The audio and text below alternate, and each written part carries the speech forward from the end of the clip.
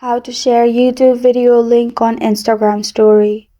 Hi everyone, it's Sophia to assist you today. Without any delay, let's jump right in. First, open Instagram and log into your account. Click on your story.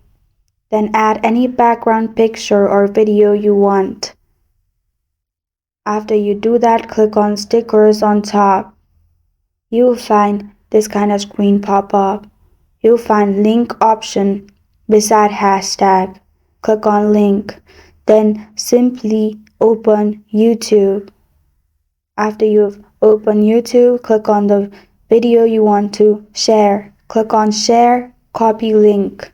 After that, go to Instagram and paste the link in link option. After you click on done, YouTube link has been pasted. After that, you can simply add it to your story. This is how to share YouTube video link on Instagram story.